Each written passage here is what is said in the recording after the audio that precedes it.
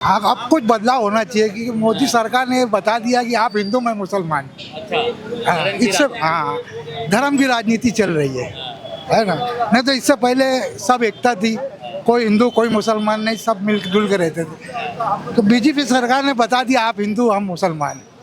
खुद 15 लाख का सूट पहनता है और पब्लिक को 15 लाख की टोपी पहना दिया। बस ठीक है बस। आपको लगता है कोई भी पार्टी आएगी, चाहे बीजेपी, कांग्रेस या सपा, हर पार्टी धर्म की राजनीति करती है। इसके बगैर उनके पास कोई रास्ता ही नहीं है।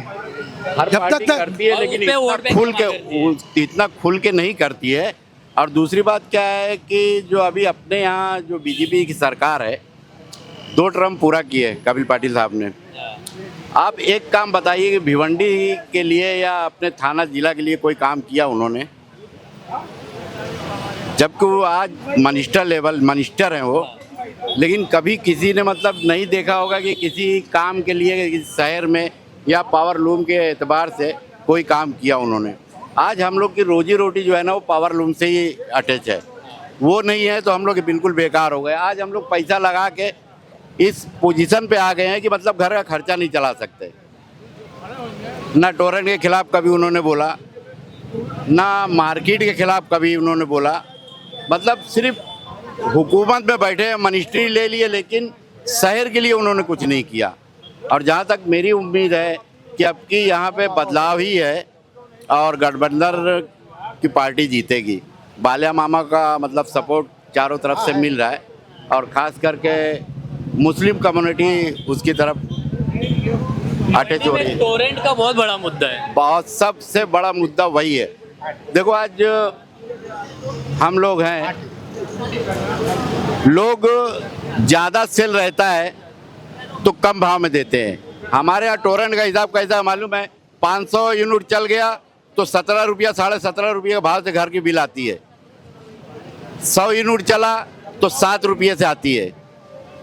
लेकिन कोई बोलने वाला नहीं है इसके बारे में। और आज ये जो बर्बादी का मतलब इशू बना है इस शहर में, जो पावर लूम पूरे वर्ल्ड में माना जाता है कि भिवंडी की इंडस्ट्री जो है ना पूरे वर्ल्ड को कपड़ा सप्लाई करती है। लेकिन आज यहाँ बुनकर जो है या जो कारखाने का मालिक है आज इस पोजीशन पे चला गया है कि 50 लाख 1 करोड़ का कारखाना लगा के अपने घर का खर्चा पूरा नहीं कर पा रहा है। ये सब मुद्दे हैं। और रही बात पॉलिटिक्स की, तो पॉलिटिक्स में देखो हर पार्टियां ही धर्म के ऊपर राजनीति करती हैं, लेकिन दूसरी पार्टियां थी कभी नाम लेके मतलब ये नहीं की। लेकिन अभी मोदी साहब जहां जा रहे हैं ना मुसलमान कर रहे हैं, जबकि उन्होंने बोला था सबका विकास, सबका साथ, सबका विकास बोला था। और आज इतना वक्त गुजर गया है, मोदी साहब ने जो भी कांग्रेस ने बनाया है सब बेच रहे हैं। इन्होंने कुछ नहीं बनाया, सिर्फ मंदिर बनाया है और मुसलमान और हिंदू के बीच में दरार डाला है। मंदिर भी मोदी जी ने नहीं बनाया है। ठीक है, वो कोर्ट के ऑर्डर पे बना है, लेकिन वो श्रेय तो वो ही ले रहे हैं ना। चारों तरफ बोल रहे हैं ना कि मैं मंदिर बना दिया, उन्होंने नहीं बनाया, ये हमको भी मालूम है। वो तो कोर्ट के ऑर्डर पे बना है। और मुसलमान कम्युनिटी आज कोर्ट के ऑर्डर को एक्सेप्ट करके उसमें कोई भी मतलब वो ऑब्जेक्शन नहीं लिया। ये मुसलमानों की समझदारी है, क्योंकि जो कोर्ट है वही आज सबसे बड़ी मतलब पावर है अपने हिंदुस्तान की, भारत की, उसके खिलाफ। और आज आप देख लो ना, मतलब जो कोर्ट है, जो बड़े बड़े जज हैं, वो भी उन्हीं के नक्श कदम पे चल रहे हैं। और रही बात, आपने अभी वहाँ उनसे पूछ रहे थे कि भाई इस पार्टी में बोले लोग क्यों सब बीजेपी में ज्वाइन कर रहे हैं। तो देखो जितने भी पॉलिटिशियन हैं मेरे ख्याल से तो 100% मतलब करप्ट हैं, है ना। अब जब मैं चोर हूँ और आप पुलिस हो तो तुमको मालूम है कि मैं चोर हूँ, तो मैं तो आपसे डरूंगा। अब मुझको अपनी प्रॉपर्टी बचाना है, अपनी इज्जत बचाना है, तो रास्ता क्या है? मोदी साहब के पास अगर उनके खिलाफ कुछ बोले तो ईडी की, सीडी की, बीडी की कुछ भी रेट पड़ जाएगी। उससे अच्छा चलो वहीं बैठ जाते हैं ना, बोले ये मुसीबत से तो छुटकारा मिलेगा। अच्छा, अभी इंडिया गठबंधन में हर पार्टी जो है, जी जी। आपको लगता है किसी देश का फैसला लेने में मतलब अगर इतनी पार्टी है, डबल इंजन की सरकार है, तो डिसीजन लेने में कहीं ना कहीं प्रॉब्लम होगा उन्हें। डिसीजन लेने में प्रॉब्लम होगा, तो अगर कोई गलत डिसीजन लेगा तो दूसरी पार्टी के लोग उसके ऊपर ऑब्जेक्शन ले सकते हैं। विपक्ष मजबूत होना आज चाहिए। आज वन साइड हुकूमत चल रही है, विपक्ष नाम की, अपोजिशन नाम की कोई चीज नहीं है, और जो है भी उनकी कोई मतलब वैल्यू नहीं है, उनकी कोई बात नहीं मानी जाती। तो अगर ये लोग, ये अभी मतलब बीजेपी सरकार जो भी चाहे कर सकती है, उनको कोई रोकने टोकने वाला नहीं है। अगर ये गठबंधन की सरकार आती है, अगर समझ लो कांग्रेस का कोई नेता उल्टा सीधा करता है, तो अगाड़ी वाले लोग खड़े हो जाएंगे कि भाई ये नहीं होना चाहिए। तो इसमें उनको मतलब गलत काम करने के लिए डरना पड़ेगा। और इशू रही कि मतलब अभी बीजेपी सरकार में तो एकदम खंबा है, कोई कुछ बोल सकता नहीं है, हर आदमी डरा हुआ है, चाहे छोटा हो चाहे बड़ा हो। वो हिसाब से देखा जाए तो अभी आप देखो ना, अच्छे अच्छे लोग, मैं समझता हूँ बीजेपी में 50% तो कांग्रेसी हैं, 50% से ज़्यादा कांग्रेसी है बीजेपी में। तो बीजेपी अब टीम नहीं रह गई है, वो कांग्रेस हो गई है। फर्क इतना है कि वो लोग का लेबल अपना लगा लिए कि हम भाई बीजेपी है, वो भी खौफ और डर की वजह से। ईडी का, सीडी का, बीडी का, जो भी हो, XYZ, यही सब मामलात हैं। और अंदर की जो शिवसेना थी पार्टी, उसको तोड़ डाले। मराठियों की एक नंबर पार्टी शिवसेना कोई हिला नहीं सकता था, उसको तोड़ डाली बीजेपी। शिवसेना हिंदू मुस्लिम एकता का एक बात मैं इशू बताऊं रखती आपको कि इसमें हमारे महाराष्ट्र को देखो, हम लोग का सब कुछ यही है।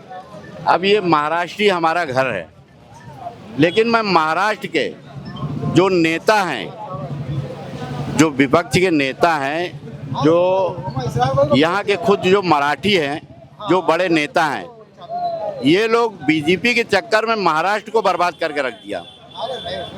कभी इन्होंने अपने घर के बारे में नहीं सोचा कि आज महाराष्ट्र में क्या हो रहा है। पूरी इंडस्ट्री जितनी मैन्युफैक्चरिंग मुंबई में थी, भिवंडी में थी, यहाँ थी, वहाँ थी, महाराष्ट्र की बात कर रहा हूँ आपको, 60% मैन्युफैक्चरिंग चली गई गुजरात में। लेकिन हमारे यहाँ के जो लीडर हैं महाराष्ट्र के, उनको शर्म नहीं आती कि हम अपना घर तोड़ रहे हैं, दूसरे का घर भर रहे हैं। आज हम लोग को सबसे बड़ी तकलीफ इस बात की है कि हमारी लीडर, हमारे मराठी लीडर जितने हैं, वो सब बिके हुए हैं। इनको ये नहीं समझ में आ रहा है कि महाराष्ट्र आज कहाँ जा रहा है। मैन्युफैक्चरिंग में महाराष्ट्र एक नंबर पे था, आज मैं समझता हूँ कि 60% मैन्युफैक्चरिंग जो कंपनियां हैं सब बंद हो गई, और जो बड़ी बड़ी कंपनी थी वो सब अहमदाबाद, सूरत, यहाँ वहाँ चली गई। तो ये हम तो अब दूसरे को तो बोलेंगे नहीं भाई, हमारे यहाँ के जो लीडर हैं और यहाँ के महाराष्ट्र के जो लीडर हैं, चाहे वो बीजेपी के हों, चाहे शिवसेना को हो, चाहे इसके अपने शरद पवार साहब के हों, ये लीडरों ने कभी मतलब आज से 10 साल 20 साल पहले देख लो आप कि महाराष्ट्र इतने ऊपर जा रहा था मैन्युफैक्चरिंग में, और मैं समझता हूँ कि पूरे इंडिया में सबसे ज़्यादा टैक्स हमारा महाराष्ट्र मुंबई से आता था। आज ये पोजीशन हो गई है कि सारी मैन्युफैक्चरिंग बंद हो गई, सब लोग चले गए। आज वो लोग को वहाँ सहूलियत मिल रही है, ये सहूलियत हमारी महाराष्ट्र गवर्नमेंट भी दे सकती थी ना यहाँ। लेकिन ये अब लीडर जो है वो अब सिर्फ अपना घर देख रहे हैं, लेकिन अपने देश, अपने ये राष्ट्र को नहीं देख रहे कि आज राष्ट्र अगर यही पोजीशन रहा ना, तो आने वाले 10-20 साल में महाराष्ट्र की मैन्युफैक्चरिंग एकदम बर्बाद हो जाएगी। आज पूरे हिंदुस्तान से महाराष्ट्र में लोग नौकरी करने के लिए आते हैं, और अभी ये 2-4-5 साल 10 साल से ऐसा हो गया है कि लोग यूपी, कलकत्ता, अहमदाबाद, गुजरात, राजस्थान नौकरी करने जा रहे हैं। महाराष्ट्र में आना लोगों ने कम कर दिया है। पहले महाराष्ट्र एक ऐसा स्टेट था जो पूरे हिंदुस्तान के गरीबों का पेट भरता था। सपना रहता था, सपना रहता था। लोग बोले यार महाराष्ट्र जा रहे हैं, मुंबई जा रहे हैं, भिवंडी जा रहे हैं, तो उनके घर वाले भी खुश होते थे कि हाँ मेरा बच्चा जा रहा है, वहाँ कमा के हमारा घर खुशहाल हो जाएगा। आज ये पोजीशन है कि वो लोग दूसरे स्टेट में जा रहे हैं, लेकिन हमारे महाराष्ट्र के जो लीडर हैं ना, इनको शर्म नहीं आ रही है। ये लोग सिर्फ पॉलिटिक्स में पड़े और अपने महाराष्ट्र को बर्बाद कर रहे हैं ये लोग। अच्छा भिवंडी की चाचा बात की जाए, भिवंडी की जनता पहले तो ये बताए कि भिवंडी से कितने देखना चाहते हो, नीलेश सांबरे, बाल्या मामा या कपिल पाटिल? देखिए नीलेश सांबरे साहब ना बहुत अच्छे आदमी हैं, वो सोशल वर्क बहुत अच्छा करते हैं, लेकिन वो कभी मतलब पॉलिटिक्स में ऐसे खुल के नहीं आए। और जहाँ तक बाल्या मामा का सवाल है, तो बाल्या मामा जो है ना बहुत मिलनसार आदमी है। भले देखो एक उम्मीद होती है, हमको तो उससे बहुत उम्मीद है कि अगर वो आ गया तो कुछ ना कुछ नहीं कुछ तो कम से कम लोगों से मिलेगा, तो लोगों से मिलेगा या कोई किसी भी मोहल्ले में चले जाएगा या लोगों की सुनेगा। पाटिल साहब हैं, आज उनसे मिलने के लिए लोगों को तरसना पड़ता है। आप भी जाइए तो आपको भी 2 घंटा 5 घंटा लाइन लगाना पड़ेगा, वो भी टाइम मिलेगा कि नहीं मिलेगा ये भी नहीं मालूम है। मेरे वहाँ का कारपोरेटर जो है ना, उनका भतीजा है सुमित पाटिल, और मैं समझता हूँ 5 साल हो गया है। और 3 साल पहले मेरे यहाँ रोड खुदा था, पटेल कंपाउंड की बात कर रहा हूँ, धावन नाके की रोड खुदा था। 3 साल वही खड्डी खुड्डा बड़े बड़े पत्थर पड़े हुए थे, और हमने कम से कम नहीं तो 5 से 7 मरते उनकी ऑफिस में जाके बोला हाँ हो जाएगा हो जाएगा, आज तक नहीं बना। रईस शेख हमारे बाजू में जहाँ अपना ये रेलवे स्टेशन का वो बन रहा है मेट्रो का, वहाँ स्लैब डलवाया, मतलब पूरा आरसीसी रोड बनवाया उन्होंने। तो वहाँ दौरे पे आए थे, तो बच्चे लोग उसको लेके आए अपने कंपाउंड में। बोले साहब देखो ये आज 2 साल 2.5 साल से ऐसे ही है, और बहुत ख़राब पोजीशन है, इसलिए ये रोड से लोग नहीं चल के पीछे वाले रोड से जाते हैं। उन्होंने वो रोड 3 दिन में बना के दिया हमको, 3 दिन में। बोले आरसीसी तो नहीं बना सकता, अगर आप बोलोगे तो मैं यहाँ डामर का रोड बनवा दूंगा। 3 दिन में रोड बना के दिया है। ये मैं सुमित पाटिल के वार्ड की बात कर रहा हूँ, लेकिन सुमित पाटिल भी ना सिर्फ आश्वासन देते हैं, आता हूँ जाता हूँ करता हूँ, लेकिन आज तक उन्होंने पटेल कंपाउंड जहाँ से जीत के आए, मैं खुद भी उनका सपोर्टर रहा हूँ, उन्हीं की तरफ से काम किया था, लेकिन मुझको बहुत तकलीफ हुई। काम एक भी काम नहीं हुआ, सिर्फ झूठे वादे। बाल्या मामा से क्या मतलब बाल्या मामा, अगर जैसे आप बाल्या मामा को बोल रहे हो, भिवंडी की जनता का अभी क्या क्या डिमांड है कि भिवंडी में क्या क्या काम होना चाहिए? भिवंडी का तो टोरेंट का मसला है, वो हल होना चाहिए, क्योंकि टोरेंट की वजह से हम लोग बहुत परेशान हैं। यहाँ तक कि हम लोग का कारोबार बंद हो चुका है, हम लोग एकदम रोड पे आ चुके हैं।